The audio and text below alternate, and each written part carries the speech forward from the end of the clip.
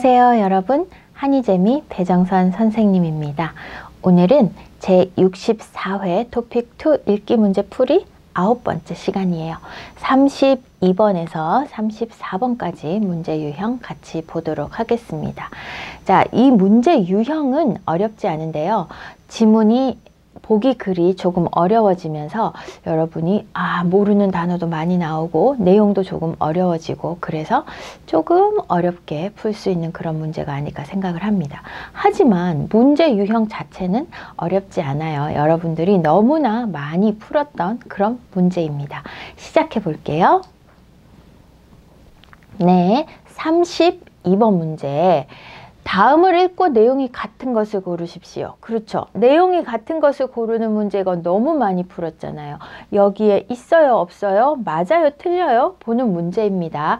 그런데 이 보기 글이 길어지고 보기 글 속에 나오는 단어들이 조금 어려워졌다. 그것만 달라요. 방법은 똑같습니다. 자, 한번 볼게요. 나비 박사 석주명은 나비의 종류를 분류하고 이름을 지어준 생물학자이다. 그럼 요거는 이름이겠네요. 그죠? 사람 이름이에요. 나비 알죠, 여러분? 나비, butterfly. 예, 나비, 박사. 나비에 대해 PhD예요. 나비에 대해서 계속 연구한 사람이에요. 자, 나비 박사 석주명은 이 사람은 나비의 종류, 이거는 무슨 나비, 이거는 무슨 나비 이렇게 분류했어요. 이름을 지어줬어요. 이름도 지어줬어요. 네, 분류도 하고 이름도 지어준 생물학자이다. 석주명에 대한 이야기를 하겠네요. 그죠? 나비를 연구한 석주명에 대한 이야기를 할 겁니다. 자, 그 다음 쭉 읽고 한번 볼게요. 1931년부터 나비를 연구한 그는, 석주명은 한국의 나비가 총 844종이라는 당시의 분류를 어떻게 248종으로 수정하였다 했습니다. 자, 그 전까지는 한국 나비가 844종이라고 했었어요. 그런데 석주명이 연구를 해서 아니에요, 248종이에요 이렇게 말한 거예요. 자, 요런 거 잘 읽어야 돼요, 여러분. 이거 반대로 써놓고 이 선택지에 반대로 써놓는 경우가 있어요. 844종이었던 것을 248종으로 수정한 거예요. 그러니까 이 석주명 박사는 248종이라고 이야기를 한 겁니다. 요거 읽으면서 잘 확인해야 돼요. 날개 무늬나 모양이 조금만 달라도 다른 종이라고 판단한 기존의 분류가 틀렸음을 배추 흰나비 16만여 마리의 무늬를 비교해서 밝혔다. 우와, 나비를 16만 마리를 봤대요. 근데 뭐가 틀렸어요? 틀린 게 뭐예요? 기존에 틀린 게. 자, 요거 여러분도 확인하기 쉽게 선생님 색깔을 조금 바꿔볼게요. 기존, 지금까지가 틀렸어요. 뭐가 틀렸어요? 날개 무늬나 모양이 조금만 달라도 다른 종이라고 판단한 기존의 분류. 날개 모양이 조금 달라도, 또 무늬가 조금 달라도 이거는 다른 종류예요 하니까 종류가 이렇게 많아진 거예요. 그죠? 그런데 그게 아니고 날개의 종류가 조금 다르고 무늬가 조금 달라도 얘들은 같은 종류의 나비예요 하고 이 분류를 다시 했기 때문에 이렇게 많이 줄어든 거죠. 그죠? 자, 기존의 분류가 틀렸어요 라고 이야기를 한 거예요. 근데 이 이야기를 어떻게 그냥 틀렸어요가 아니고 정확하게 그 자료를 줘야 되잖아요. 그러니까 배추 흰나비라는 나비의 종류가 있는 겁니다. 배추 흰나비 16만여 마리의 무늬를 다 비교해가지고 이거 봐라, 조금씩 다르지만 얘는 다 배추 흰나비야. 한국 사람이라고 다 똑같이 생긴 건 아니잖아요. 그렇지만 이렇게 생긴 사람들도 다 한국 사람이야 이렇게 말하자면 이런 식으로 분류를 한 거예요. 자, 모양, 날개 무늬나 모양이 조금 달라도 다 배추 흰나비야 라고 16만 마리를 조사한 다음에 니네가 틀렸어, 이렇게 해야 돼 라고 이야기를 했답니다. 또한 그때까지 한자어나 외래어로 명명되었다라는 것은 이름 지어졌다. 한자어나 외래어, 한자어 알죠? 여러분 단어, 한국어 단어 정말 어렵게 만드는 그런 단어들이 한자어 단어죠. 종류, 분류 이런 거 다 한자어 단어잖아요. 그죠? 외래어는 뭐 영어나 복잡한 라틴어 같은 그런 외래어로 이름 지어졌던 나비에 떠들썩 팔랑나비와 같은 고유어, 순 한국어 이름을 지어주는데 앞장섰다. 귀엽네요. 떠들썩 하다는 거는 조금 시끄러운 거예요. 팔랑은 이렇게 팔랑 날아다니는 모양이에요. 조금 시끄럽게 이렇게 날아가는 나비인 것 같아요. 이름만 딱 들어도 어떤 나비인지 생각할 수 있는 그런 아주 귀여운 이름이네요. 그러니까 어떻게 했어요? 나비의 분류를 다시 했고 이름도 한국어 이름으로 예쁘게 만들어줬어요. 자, 보겠습니다. 선택지 볼게요. 석주명은 한국의 나비를 총 844종으로 분류했다. 그렇죠? 선생님이 이렇게 잘 나온다고 했잖아요. 그죠? 이런 거 정말 잘 봐야 되는 문제들이에요. 844종으로 분류했다 땡. 석주명은 248종이라고 했어요. 석주명은 나비 이름을 고유어로 바꾸려고 노력했다. 고유어 이름을 지어주었다. 이거 맞는데요? 딩동댕. 하지만 끝까지 봐야 돼요. 석주명은 자신의 배추 흰나비 연구에 문제가 있음을 알아냈다. 뭐가 문제가 있었어요? 기존의 분류가 틀렸어요. 그러니까 땡. 석주명은 나비의 날개 모양이 다르면 종이 달라지면 날개 모양이 조금 달라도 같은 종류일 수 있어요. 날개 모양이 조금 달라도 같은 종류일 수 있어요. 이야기했어요. 그래서 정답은 2번 맞네요. 그죠? 자, 여러분 이 보기 글을 정확하게 읽으면 밑에 선택지 중에서 고르는 건 어렵지 않습니다. 그래서 조금 시간이 걸리더라도 여러분이 정확하게 읽을 거냐 아니면 나는 문제를 끝까지 다 푸는 게 중요하다. 그래서 조금 빨리 읽고 문제를 빨리 풀겠다. 어떤 것이 더 좋은지는 여러분이 선택을 하면 됩니다.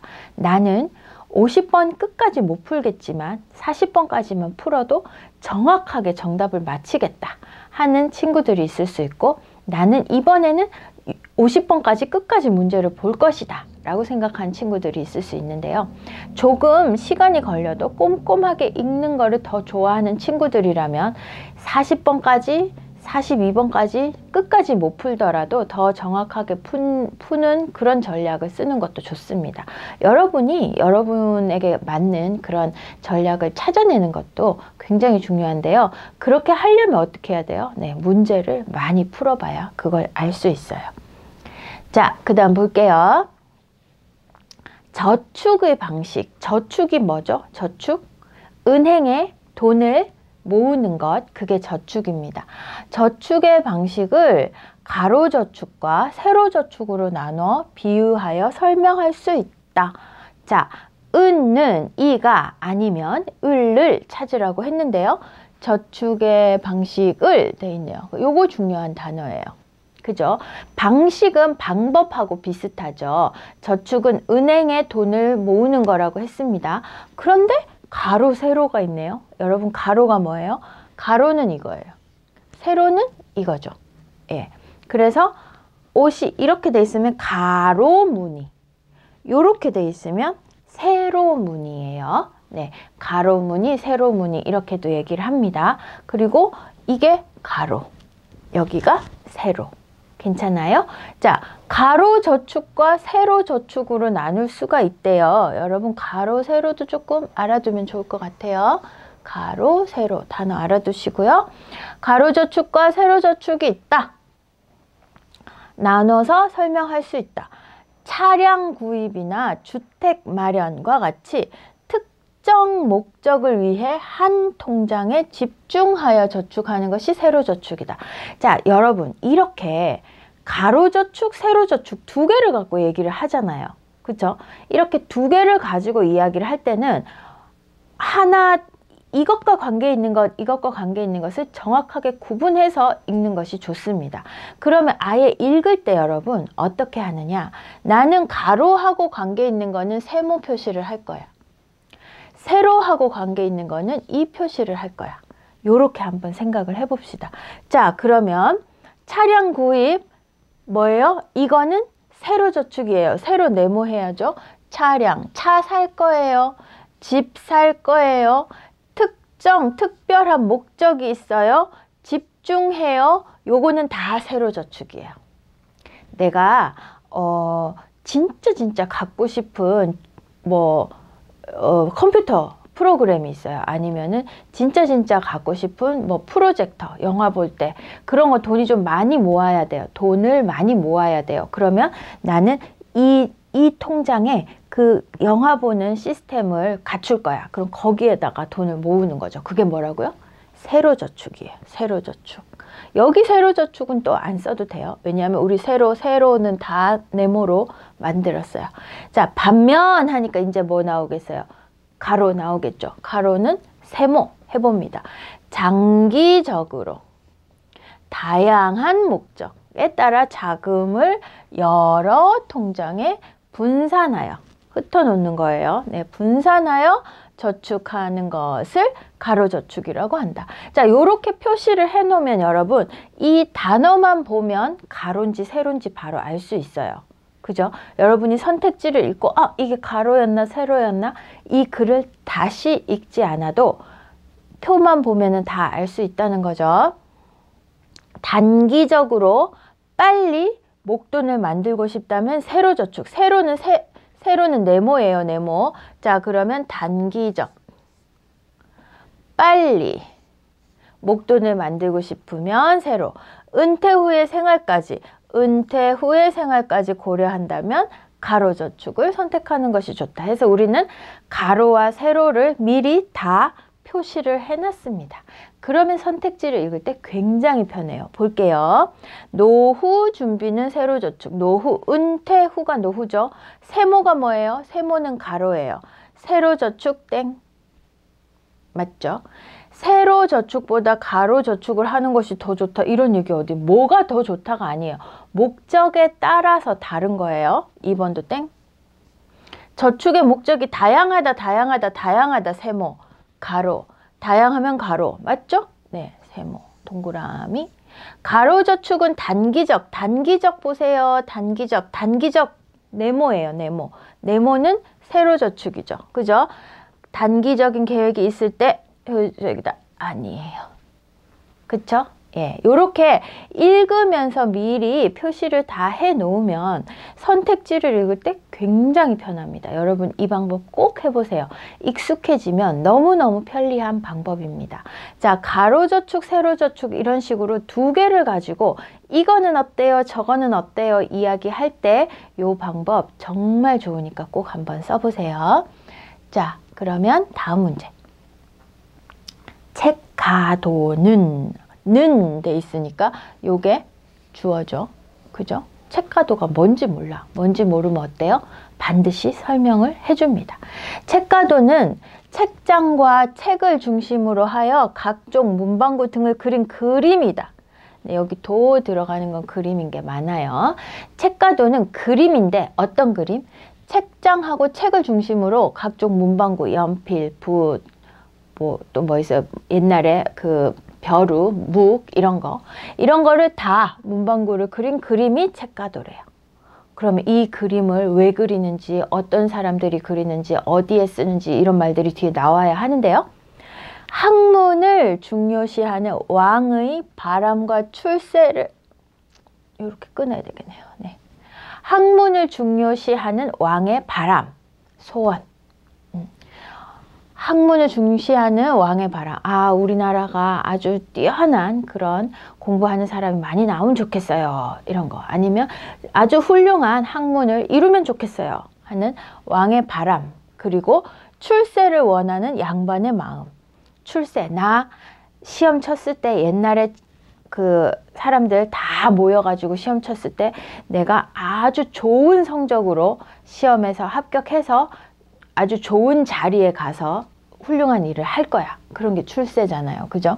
출세를 원하는 양반의 마음이 더해져 책가도는 궁중과 사대부를 중심으로 발전하였다. 궁중이 왕이 사는 곳이 궁중이고요.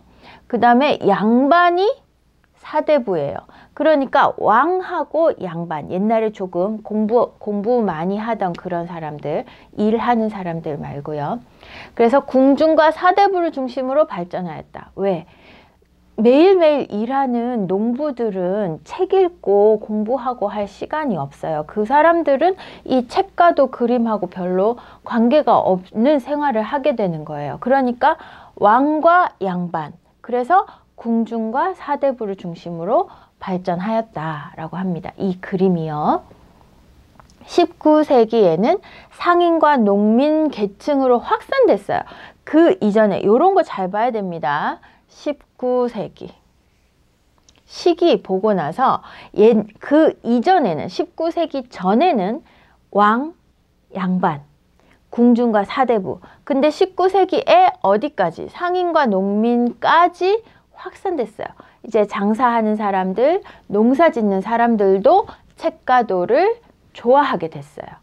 자, 그 형식도 자유로워졌다. 옛날에는 막 여기에 책이 있고 여기에 책상이 있고 여기에 붓이 있고 이래야 돼요. 이런 규칙이 있었다면 이 상인과 농민으로까지 확산되면서 널리 퍼지면서 책가도의 형식이 조금 자유로워졌다는 얘기예요.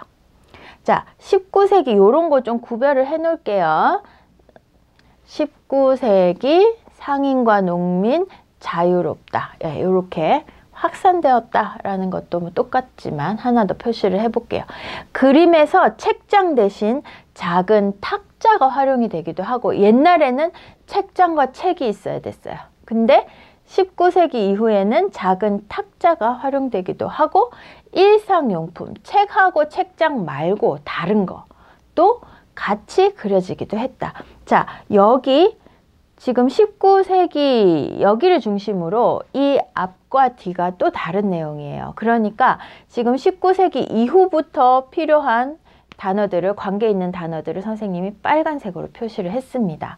자, 선택지 볼게요.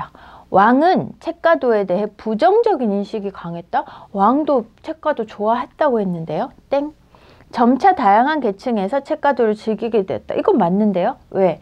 처음에는 왕, 사대부, 왕하고 양반, 나중에 19세기에는 상인과 농민. 맞죠? 그러니까 이거 맞는 말입니다. 초기의 책가도에는 일상용품 초기 아니고 19세기. 맞죠? 여기 읽으면서 여러분들이 미리 표시를 해놓으면 선택지를 읽을 때 굉장히 편합니다. 일상용품 땡. 왕의 바람으로 그림의 형식이 바뀌었다. 그림의 형식 자유로워진 거는 왕 때문이 아니라 19세기 이후에 계층이 확산되면서예요. 그래서 정답 2번 다양한 계층에서 책가도를 즐기게 되었다. 여기 정답이 됩니다. 맞아요, 여러분? 자, 그러면 오늘은 글의 내용과 같은 거 고르는 문제 했는데 여러분 이런 문제 유형은 너무나 많이 풀어봤어요. 대신에 내용이 조금 어려워졌다는 거죠. 그죠? 근데 오늘 선생님이 굉장히 중요한 방법 하나 가르쳐 줬어요. 두 가지에 대해서 이거는 이렇고 이거는 이렇고 이야기할 때 표시를 아예 다른 모양으로 해놓고 선택지를 보면서 모양만 확인하면 굉장히 쉽게 풀 수 있다는 거 이거 꼭 한번 연습해 보세요. 오늘도 수고 많았어요, 여러분. 다음 시간에 만나요. 안녕.